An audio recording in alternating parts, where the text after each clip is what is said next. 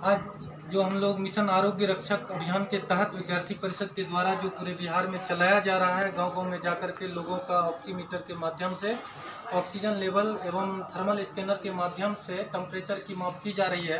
आज बिहपुर प्रखंड के सोनभरसा गांव में जो तिलका मांझी भागलपुर विश्वविद्यालय के पूर्व प्रतिकुलपति हैं और बीएन मंडल विश्वविद्यालय में भी कुलपति रह चुके हैं। संयोग से सौभाग्य से उनके पास हम लोग उनके गांव में उनके घर तक पहुंचे हैं।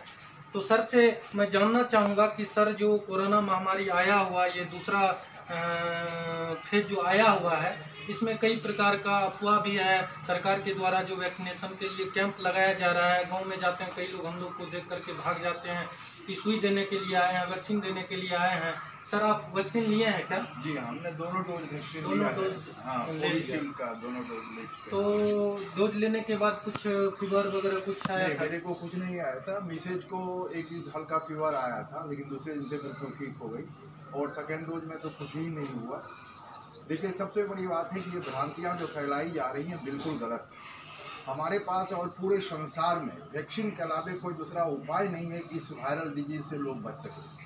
इसके पहले भी आया था, चाहे वो स्मॉल पॉक्स का हो चाहे और किसी का हो, जब जब ये आया है। पोलियो ड्रॉप्स की बात जब भी चली है, आपने जाना होगा, समझा होगा, सुना भी होगा। और आज जो है वैक्सीन के अलावा we people don't have any other option. इसलिए बड़े बुजुर्ग बच्चे जो 18 से 45 साल तक के लोगों को दिया जा रहा है अभी सेकेंड फेज में, हम उन सारे बच्चों से और 45 साल के जो बुजुर्ग के रूप में आ रहे हैं उनसे भी मेरा अनुरोध है कि आप वैक्सीन अवश्य लें। वैक्सीन के अलावा आपके पास दूसरा कोई रास्ता नहीं है इस रोग से बचने के लिए।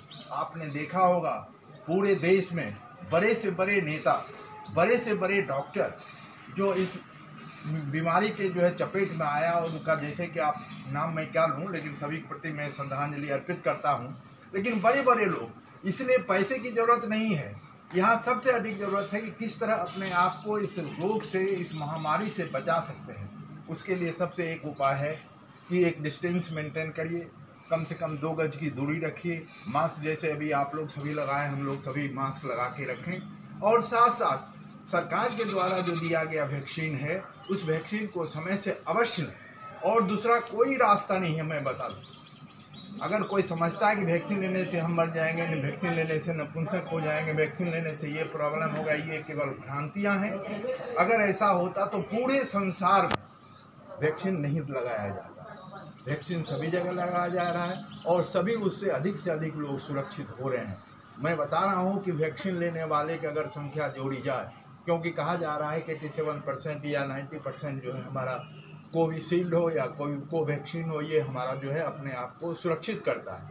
लेकिन शायद ही 2-4 लोग मिले होंगे हजारों और 10 हजारों में कि किसी को जो है आफ्टर इफेक्ट कुछ हुआ होगा, जो डेथ तक गया होगा।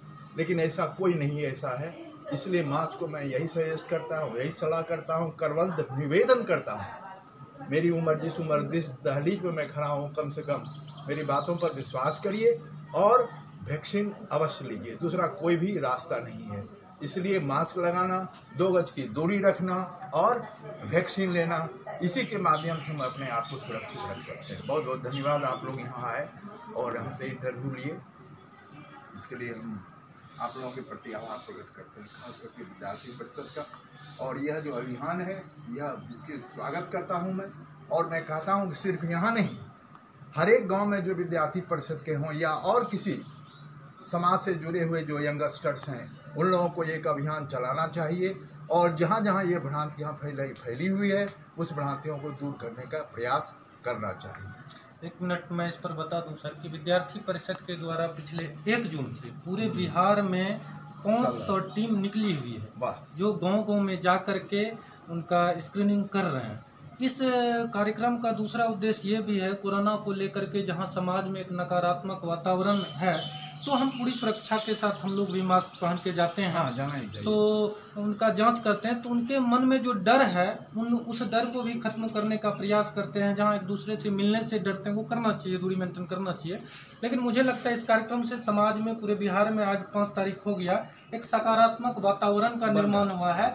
और कई फोन भी मुझे छात्रों का, युवाओं का आ रहा है और बढ़ चढ़ के ये हिस्सा ले। ये केवल विद्यार्थी परिषद का कार्यक्रम नहीं है, ये कार्यक्रम समझिए समाज का कार्यक्रम है, ये सामाजिक कार्यक्रम मैं इसको बनाना चाहता हूँ। ये किसी पार्टी संगठन तक नहीं सीमित रखना चाहता हूँ। ये सामाजिक कार्यक्रम हमारा है और बहुत गाँव में लोग बढ़ चढ़ के हिस्सा ले रहे हैं। कई जगह शिकायतें आ रही है, ग्रामीण जहाँ अशिक्षित है लोग डर के भाग जाते हैं। जब हम पीपी किट आज तो नहीं पहने, पीपी किट पहन के जाते हैं तो उनको समझाते हैं, फिर वो उनको कन्विंस करके हम लोग तैयार करके उनकी जांच करते हैं।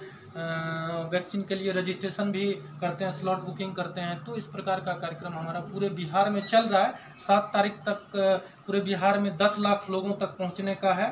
10,000 गाँव 3500 कार्यकर्ता हमारा लगा हुआ है। और आज जो ये है महाअभियान है, पूरे बिहार में आज 5 लाख एक ही दिन में करने का है। 7 तारीख के बाद भी हम लोग करेंगे। केवल स्क्रीनिंग ही नहीं बल्कि हम लोग का कार्यकर्ता गांव में जाकर के सैनिटाइजर का छिड़काव भी करने, कई जगह मास्क वितरण भी हो रहा है। तो कई प्रकार का कार्यक्रम चल रहा है। तो ये सब है सर, जरूरी ठीक है सर। धन्यवाद सर, आपने समय दिया। क्या हुआ आप